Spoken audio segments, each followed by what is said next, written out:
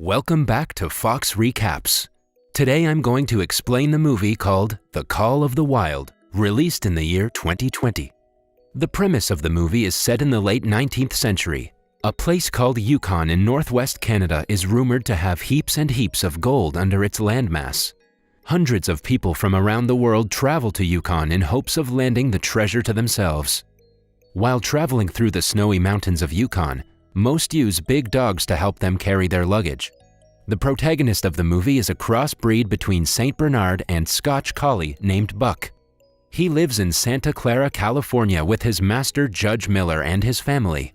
He is a vibrant and gentle dog who is loved and spoiled by everyone in the town. His size in comparison to other dogs is what makes him famous. On the day of the judge's birthday, Buck goes to the market with the housemaid. As he chases a cycler through the streets, a man eyes him, planning to abduct and sell him for money. Back at home, several delicious cuisines are being made for the judge's birthday gathering. The cooks quickly hide all the food, knowing that Buck would destroy it all if he got a chance. Judge Miller sends him outside the house so he wouldn't ruin the lunch for them. Sometime later, the lunch table is set in the front yard and everyone in the family gathers to take a picture. To their dismay, Buck gets to the table before everyone else and ruins the meal. The judge, who has always agreed to all of Buck's wishes, gets very mad at him and leaves him outside the house at night. The stranger from the market calls Buck towards him and captures him inside a box. The man receives money from someone and sends Buck away in a horse cart. He barks and tries to call for his master in the house, but it is of no use. A while later, he is loaded into a train and is taken far away from his hometown. The box is opened the next day by a man. Buck tries to run away, but the man beats him down to the ground. Buck realizes that retaliating will only get him more hurt, so he sits down quietly. Alongside him, there are several other dogs caged. Since the cages aren't big enough for Buck, the man ties him to a pole and goes outside. Buck takes the opportunity to break the rope and free himself. He quickly runs outside, but his happiness is short-lived when he realizes he is aboard a ship. The ship stops when they reach Yukon, Canada. The place is crowded with people looking for the rumored gold. However, none have ever been able to find the treasure. Buck, who has lived in the dry lands of California his whole life, has a hard time walking in the snow. He is mesmerized when it starts to snow. He breaks the rope tied to his neck and runs around the crowded area happily. Unlike his hometown, people here get annoyed when Buck crashes into them. One of the many people who are looking for gold is an old man named John Thornton. Buck accidentally bumps into John, but unlike the others, the man doesn't scold him. Buck sees that he has dropped his harmonica and gives it back to him. John is impressed by Buck's intelligence, but before he can talk to him, Buck's owner takes him away. Following that, Buck is kept for sale alongside other dogs. He is the biggest and the heaviest one of them all. He tries to make friends, but the dogs don't seem to be interested. Then, a French-Canadian mail runner named Perrault buys Buck for a dog sled to deliver mail across the Yukon. He shows Buck to his partner Francois, who comments that he is bigger than the dog they wanted. Buck then meets the rest of the dogs from the sled. They are led by the vicious pack leader, a husky named Spitz. Perrault has never been able to deliver any mail on time, but with Buck, he hopes he can make it to the mail depot before the deadline. Although the dogs do not understand, Perrault briefs them about the 500-mile-long journey they are about to start. To pull the load, Buck is tied with a collar that he isn't fond of. Finally, the journey begins and the dogs start to run. However, unfamiliar with the snowy way, Buck struggles to move as fast as the others. He somehow gets the hang of it, but is distracted by a rabbit midway. While the sled goes forward, Buck changes his direction and falls off the cliff, taking the entire cart with him. Spitz starts to growl at him for his stupid mistake. Perrault, however, motivates Buck to go along with the pack.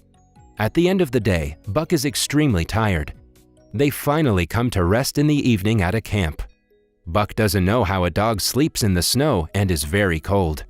He pushes Francois outside the tent and cozily sleeps beside his new master, but Francois chases him out again. Right then, he sees a magnificent black wolf. The wolf is his guardian angel who is about to help him throughout the trip. The following day, running gets more difficult for Buck as they reach a slippery land of ice. At night, the dogs are given one fish each for dinner. The leader Spitz threatens a dog and takes away his share. Buck simply hands his fish to the poor dog and walks away. The other dogs witness his kindness and look at him in appreciation.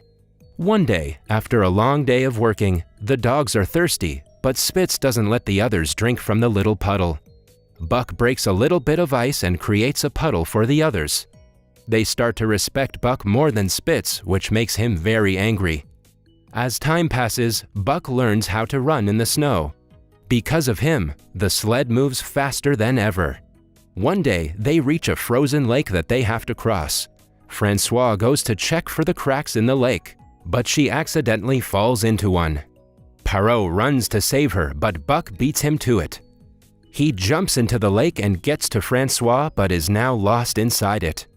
Just then, the black wolf shows him the way and he manages to get Francois to the top. Perrault loses sight of Buck and gets nervous, but he appears beside him some seconds later. He hugs Buck while Spitz watches them in jealousy. Later at night, Francois, Buck, and Perrault sit around the fire and talk. Francois tells Buck that Perrault's one wish in life is to get the letters to the mail depot in time. She adds that Perrault really believes Buck and that he is the only one who can help fulfill his dream. Spitz watches them talk from afar and lets jealousy get the best of him. Later, he challenges Buck in front of the pack and hits him brutally. Eventually, Buck passes out because of exhaustion. The pack is too scared to stand up to Spitz, but one dog barks at Buck to get up and fight. Buck hears the noise and gets up, determined to fight back. He knocks Spitz down in only a few seconds. The others celebrate Buck's win as Spitz quietly walks away from the pack. When their masters wake up the next day, they find Spitz missing. Without wasting more time, they decide to continue the journey. Buck comes in front of the pack as their new leader, but Perrault wants to make another dog lead. He tries to tie the collar around the dog's neck, but he refuses to do so. The pack has already accepted Buck as their leader, so Perrault quietly ties the collar on him. They continue the trip going faster than ever, but midway, they come across a snowstorm. Perrault asks Buck to change the direction to the left, but Buck sees his guardian on the right side and realizes they have to go right. He doesn't follow Perrault's order and saves everyone from the snow. A while later, they finally reach the mail depot on time. Perrault is beyond happy to distribute the letters to the people. In one of the cabins, John Thornton writes a letter to his wife reminiscing about his deceased son. When John hands the letter for delivery, he recognizes Buck.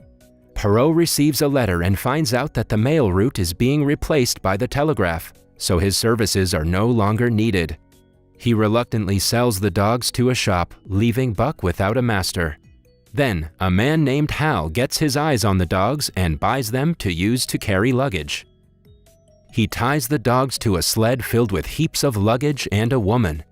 The weight is too much for the dogs to handle, but Hal doesn't want to back down. He asks his brother-in-law Charles to hit the dogs, but John stops them midway. He suggests they don't start the journey because a snowstorm is approaching in a few hours. Hal doesn't take his advice and makes the dogs drag the luggage somehow. They soon get tired and fall to the ground because of the weight, which angers Hal even more. He brings out a gun and gets ready to shoot Buck dead, but John stops him again. An enraged Hal leaves Buck with John and continues the trip with the other dogs. John takes Buck home and takes care of him. When they are at the bar in the evening, Hal attacks John, blaming him for his dogs running away. Buck saves his master and returns home with him. The next day, John tells him about his late son and his wish to travel to a place that is beyond the maps. He then invites Buck on the trip with him. They set off on a rowboat and travel for several days. Back at John's house, Hal finds the map and realizes John and Buck have gone on the search for gold. In the meantime, John and Buck abandon the boat because of damage and walk on foot. After many days, they finally reach an old cabin. At night, Buck hears the howling of wolves from the woods, but John calms him, saying that they are his ancestors. When John is bathing in the river the next day, he finds a piece of gold. He has finally discovered the treasure of Yukon that everyone is looking for. Buck sees a white wolf running towards the woods and decides to follow her. He tries to make friends with her, but she runs away, scared. The next day, he watches the pack of wolves from afar. A wolf falls into the river while trying to hunt, but is saved by Buck at the last minute. The pack finally accepts Buck as their own and welcomes him to the group. Buck starts to stay out with them playing and hunting. He has finally found his home, and John sees that too. Seeing Buck with his family, John decides to go back to his own. He explains to the dog that they will now be parting ways. Buck sadly walks away to his pack after saying his last goodbye to John. However, at night, Hal attacks John and sets fire to his cabin. He has come to kill John and take his revenge. As the two struggle, John gets shot in the stomach.